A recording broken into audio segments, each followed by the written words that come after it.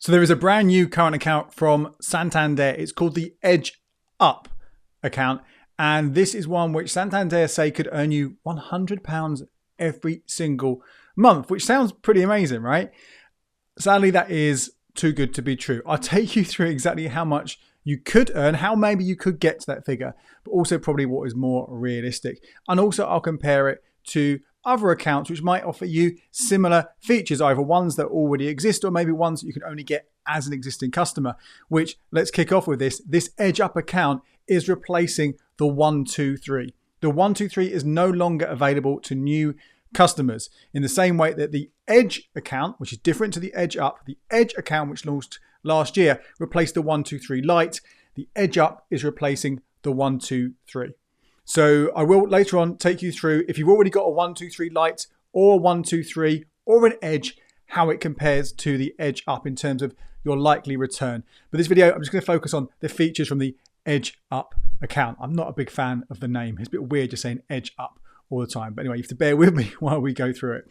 So let's have a quick look at the Santander website show, and we see exactly what some of the features are that come with this account. And you see there at the top there, it says cashback and interest to leave you feeling good. So this is an account that's going to earn you money back on your bills and on your spending and on your savings. Okay, sounds pretty good so far, doesn't it? So here we go, Edge Up, there's their fancy little logo. So this is the kind of the headline of what you're going to get, the main things.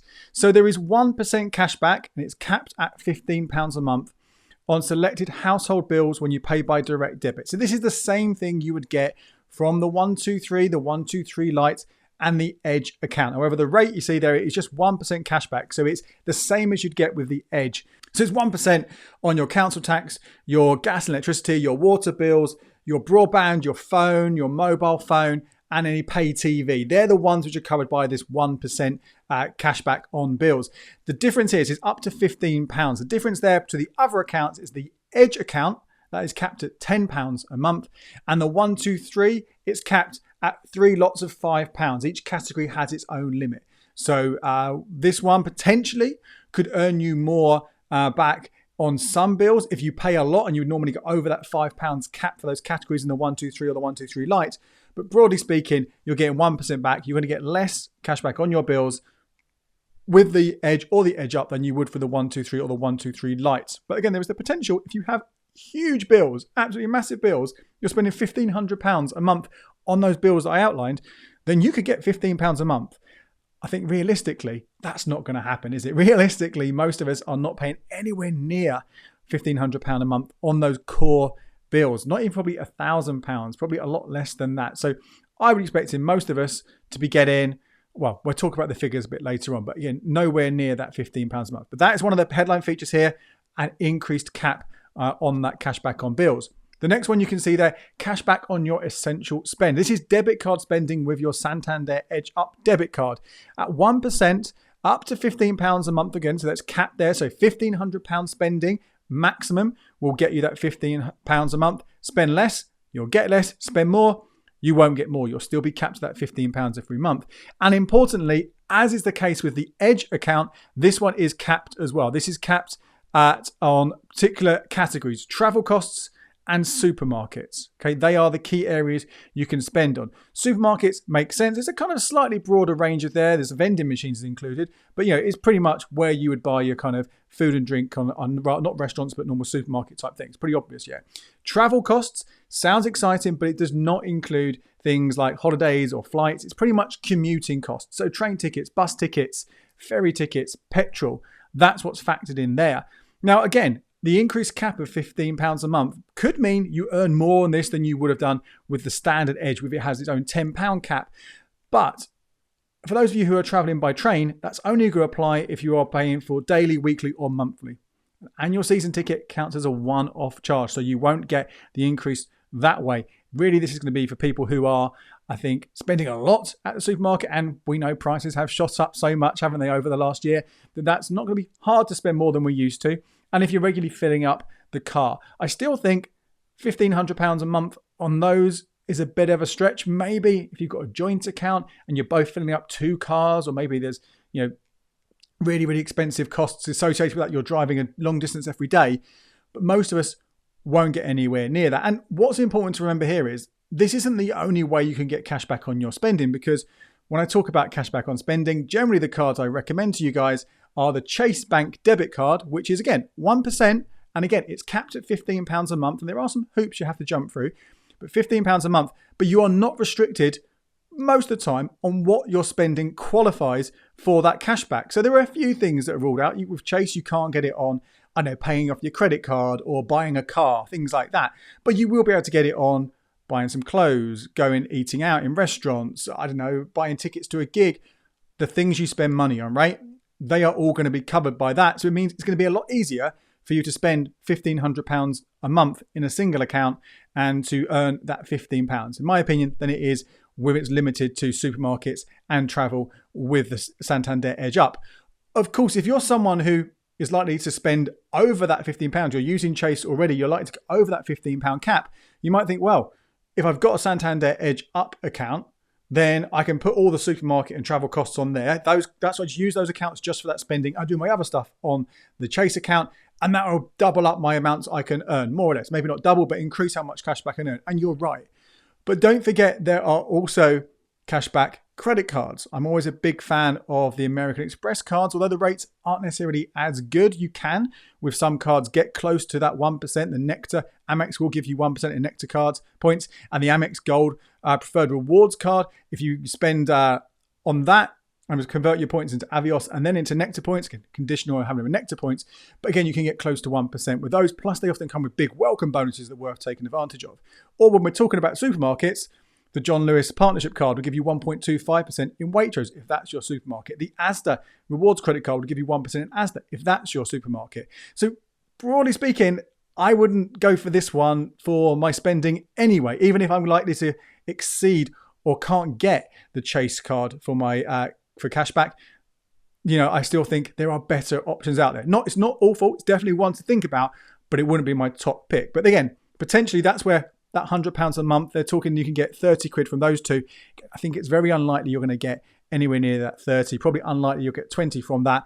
In which case, if you're unlikely to get 20, then the Standard Edge account will give you the same rate back. But this is where it kind of makes a big leap from the Standard Edge account. And this is interest on savings. Now, you might remember that the Edge account will give you 4% on up to £4,000 for 1 year. After a year, it drops down to 3.5%. And until recently, that has been one of the leading rates on easy access savings out there, despite that limitation of it dropping after a year and despite the smallish balance. But we're in a position now where actually there are a number of easy access accounts elsewhere which are going past 4% without any of those restrictions. So from that point of view, the Standard Edge Up probably isn't worth it anymore for most people as a savings account. This one, though, is a lower rate. It's 3.5%, which straight off you're thinking, well, what's the point of that? If we're seeing accounts elsewhere suddenly shoot up, going well above 3.5%, going to 4%, possibly going to go above that on easy access, why would a new account have this lower rate? Well, this is because it's on an increased balance up to £25,000, which again sounds good in theory, but that cap limit isn't there on the different higher rates available elsewhere. So for example, time I'm recording this, Chip is offering 4%, and you can get that on much, much larger balances. Obviously, I wouldn't recommend you have more than £85,000 in an account because of that financial services compensation scheme protection limitation, but you've got that. You can put more money, a higher rate in these accounts. So again, this part of it, they're shouting about this. And if you had the full amount in there, that £25,000, that's where that other 70 quid potentially could come from every single month to earn you that £100 every single month. So it's a weird one. It's not something which, all these things all sound good on their own, and they sound even better as a package. But when you break it down, they don't really compare with the alternatives out there. Now, you could obviously argue that that's the point. It's about putting things all together in a single account, so you don't have to have something over this for that, something over there for this, and move it all around. And that might be a bit too much. You might be like, hang on, no, I can't handle all of this stuff. And from that point of view, yes, okay, the Santander Edge Up does a lot of good things all in one place, makes it a lot more convenient. But there's something really, really important that is also part of this account that you have to factor in, and that is the monthly fee. And this one is the most expensive one yet from Santander. The old 123 Lite account was £2. The Edge is £3. The old 123 account, again, no longer available, was £4. This one is £5. So you are paying more money for the privilege of all of these different features. And this is where I think it's quite interesting. Let's talk about the cashback element itself. And if I show you here what you could be getting, this is based on my bills, okay? Your bills will be different, okay? And there is a calculator on the Santander website. You can go in and put your own figures in. And I would absolutely recommend you do that to work out exactly how much you could make. Now, I'm pretty savvy. You should know this. If you watch my channel, you know I'm haggling, I'm switching, I'm getting all the best deals. So you'll see that I actually don't have a TV bill in there. I do not pay for pay TV like Sky or Virgin. Don't think you should. In fact, I've got a whole video talking about why you should cancel Sky or Virgin. So check that out if you really want to cut down your bills. And I've got good deals on my mobile phone. Council tax could be quite pricey. Gas and electricity, obviously our bills have been quite high, but that could be coming down quite soon actually when the price cap comes in at the beginning of July. But anyway, this is where we are right now. So the 123 Lite account, this is what I actually still have. Very feel lucky to have that one. Sadly, no longer available to new customers. But if you've got it, stick with it, because you look at what you'd get with that after the fee. Over a year, I'll be getting £77 profit based on my current bills. Now, if I had the 123 account, which has a more expensive fee, then my profit over a year would reduce to £53. Still not bad, right? But then let's look at the Edge.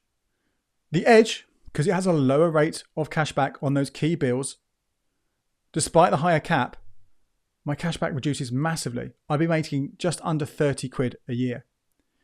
But then let's look at the Edge Up, okay? And the Edge Up, because it has that higher monthly fee, that £5 fee, my monthly return, okay, based on my bills, yours could be higher, could be lower, will be 41 pence, £4.92 over a year. That is a bit of a joke, isn't it? Now, of course, it's not just about the cashback on bills. We have got those other sections that I mentioned. So you might be saying, Andy, that's not fair. You shouldn't be taking the fee off just the cashback on bills. You should be taking it off the total you can make over the whole account. But remember, the cashback on spending and the higher interest rate on savings, I can get elsewhere. I can get those better rates for free without paying a fee. The only one where there is no competitor, or direct competitor at least, is the cashback on bills. That's why I take it off that and compare it on there. So from that point of view, I can't see how you can justify the Edge Up account versus the standard Edge. This is assuming you don't already have a 123 or 123 Lite, because you'll be getting practically nothing. And the accounts after that, the cashback, the savings, you could do that. But I think you'd be better off using different options elsewhere. So there you go.